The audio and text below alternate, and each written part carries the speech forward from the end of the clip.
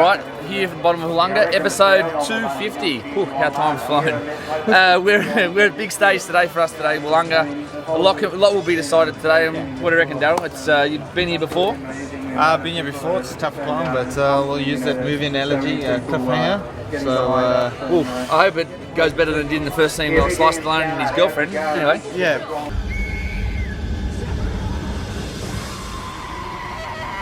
It's just about hanging on and giving our best today. So, boys have done a great job leading up until now, and hopefully we can finish off some good work today.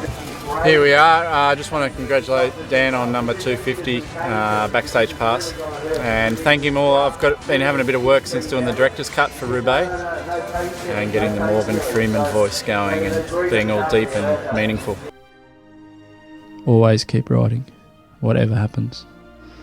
Punches, falls, so anything. It's worth getting to the velodrome. Best backstage. Probably one of the backstage passes that didn't actually make it to air. The Ween Dog running amok in Girona at the Fire Festival was probably one of my favourite ones. Oh well, we've made it public now. 250th episode. Get it out there. And the winner of the Best Dressed Award is this young gentleman here, and look, he's a big fan of Julian Dean. And over the last 50, especially 50 episodes of Backstage Pass, we've seen the development of the cult figure that known as the Boogeyman. How you going, guys? G'day, mate. You guys all right? Yeah, how are you? Good, good. Do you know who this bloke is in the car? Can't see, no, isn't Well, that went well, didn't it? So congratulations on your shirt. Julian who? Julian Dean. I don't know, mate. Never heard of him. I've never heard of him. Yeah, good work, Jonesy, on 250 and still going. Since my starring role at the end of the Giro there, singing horses, Daryl's been in contact and actually got a gig at the Rudy Hill RSL coming up. So just got to find some time in the program and we're going to do some live performances with Dazza. So thanks for that, Jonesy.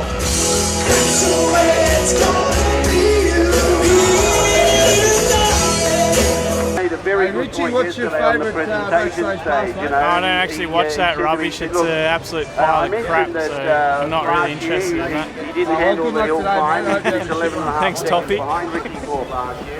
Hi guys, congratulations on 250 backstage passes. Love meeting Julian over at the tour and Dan's the man. It'll probably be 2013 Tour de Suisse, the last stage. I was riding for a top 10 in the GC and we pulled in some special forces, a Swiss bobsledder. And he was a unit. He was about 100 kilos of muscle, and he gave me the biggest push I've ever had. It brought me back to my track days where I was doing handicaps back in Tasmania on the outdoor tracks, but that might have given me top 10. Apparently he went on to get a silver at the Olympics for Switzerland in the bobsled, so it was pretty special getting a push from him. Well, the pie tasting eating competition, it's been going quite well, but yesterday I had a little bit of issues with reflux.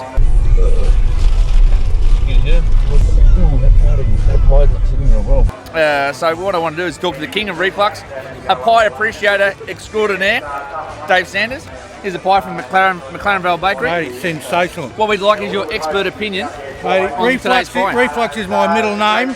It's all about timing. You're hitting up early, so you're going to have the reflux hitting about halfway around the second lap. She'll be right here, bro. Medication, that'll talk to you later about the medication, but bring it on. Bit of sauce helps buddy drop the acids out of a bit, buddy. Bit of tomato acid mixes with your bodily fluids, and just told you, just short of vomiting, you know. Feel it doing you good. Wrap your laughing gear around that, Davo. Matey, that will go down without a bite out of it, matey. They'll find it in my guts bite free.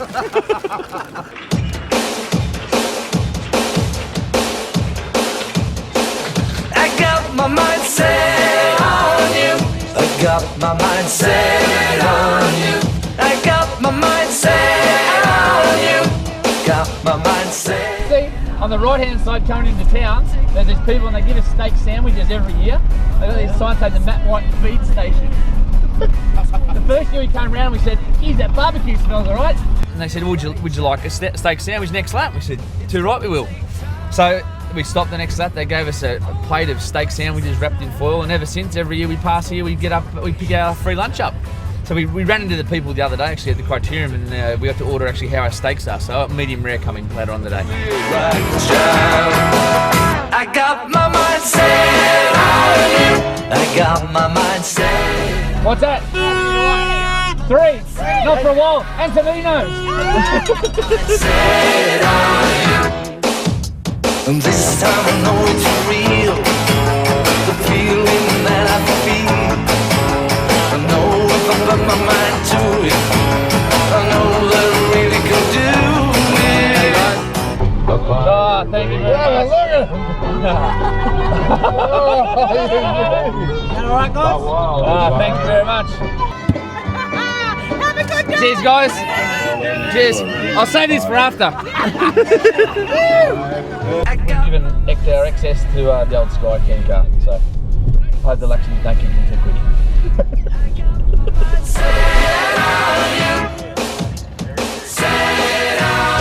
But it's gonna take money. It's been a little bit uneventful because it's been so windy that a lot of people have been very nervous in the day. So the breakaway is sort of dwindled down there. It's Jackie Bobby and Greg Henderson are still in the lead, going into the bottom of Palunga, but all the action's going to start very soon. It's gonna take patience and time to do it, to do it, to do it, to do it, to do it, to do it right.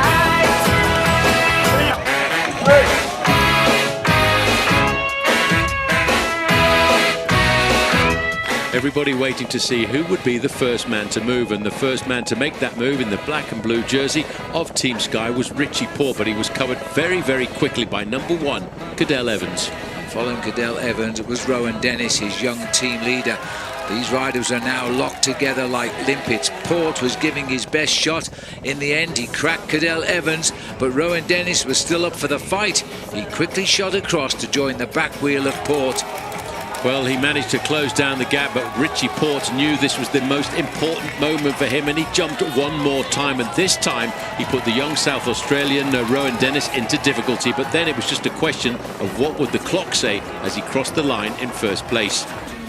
Yeah, no, it was, I mean, Daryl every single day has had to do bonus sprints, normal sprints, hilltop finishes. So I mean, he was up against it against Richie and that, who are famous on that climb. He won last year. But I mean, Daryl's 7th on GC, a couple of seconds, sprint jersey. I mean, I think it's a real successful week for the team. We've been aggressive, we've shown our cards every day, and look, we've come away with one of the sprint jerseys, so I think it's a good week. Look, it was a very tough day today. We knew it'd be a crucial one. Had a solid ride today, Daryl. The boys looked after you well, but it wasn't good enough for the best climbers in the world we got here racing at Tour Down Under. Yeah, I think I was put in a perfect position there. Cam and Clark did a great job, and all the other boys did the hard yards at the beginning. So, yeah, just when Richie and them take off at a K to go, it was just about survival and trying to limit my loss. And yeah, it's still 7th overall, and we got some work to do tomorrow and try and pick up some bonuses and maybe move up a little bit higher. Yeah, and have a genuine go at that stage win tomorrow. It's an uphill finish. We've got our hands full with Marcel Kittel, but we're going to give it a go, that's for sure. Look, it's the 250th episode of the Backstage Pass, Daryl. What's your favourite Backstage Pass? Probably the first year with Gossi in Slovenia when he needed to take a dump. That little bit of gastric problem? Yeah, exactly. I think that just highlighted everything. Yeah, the sweat beads running down. And Hey, mate. I need shit house paper. Hey? I need toilet paper, man. I'm about to shit myself. We've got a cap. And not only that, you've had a win as well on the same day. And I won on the same day, so it was probably the best one so far. All right, we're here in Adelaide, the last stage. We're going to turn the special 250 episode into a double banger. It's maybe the last pie I get to sample this week, so we'll see how this one goes. What was your name, sorry? Frank. Frank, what's this pie you've given me, mate? It's a lamb, rosemary and mint for Australia Day. Sorry, Australia Day's tomorrow, so a very Aussie pie indeed. Very Aussie pie. Thank you very much. You're welcome. No sauce required? No. No, that was a nice one. And a Lamington to have afterwards. Oh, Lamington! And sweets. There's one moment that sticks out for me in the Backstage Pass. It was a quite embarrassing moment, but I think that's Jonesy was sort of learning what he could film and what he couldn't film. And there's this one, I'm probably the only rider that's actually had a Backstage Pass where I'm completely naked. I'm getting changed in the back of a van and Jonesy is filming, and I'm in the background, and there's this little blimp, I mean, big blimp, on the camera, and you can't see anything, so he's well done there. But if anyone can tell me the episode that I was naked in, then come see me after the finish, I'll give you a signed hat. All right? This isn't live. No?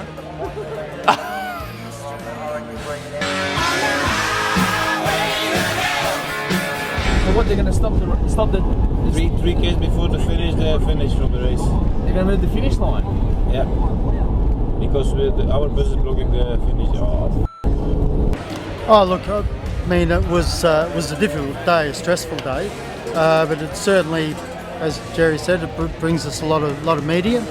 It's thinking about the forward planning. It shouldn't have happened. We should have made the plan that the bus was there originally, and Jerry, being astute, picked it up, and unfortunately the bus got stuck on the way to the finish. What was going through your head at the time, Jerry? I can't say, but it was the greatest publicity stunt we could have ever pulled off. 2,500 Swiss francs fine. No one else could have got that media coverage. In front of New York Times, Denmark. In fact, the ASO said to us, "Hey, well done on the publicity." So we're looking. What other little trick can we do with the bus this year? No choice, you had to choose. Bid farewell to yesterday. Say goodbye, I'm on my way. I threw it all away because Good work, boys. Don't let it get too far out. It's already 40 seconds. 40 seconds. took my word, I took your wine. It held you in my bloody hands. Finish back was being done by Orica Greenedge, who were trying to manoeuvre their man Daryl Impey, leader in the II-Net point competition, up for the sprint. One lap to the sprint, the chase was on, they were swept up, and a perfect lead out by Matthew Heyman put Daryl Impey in the driving seat. He took maximum points and kept himself in the lead in the point competition.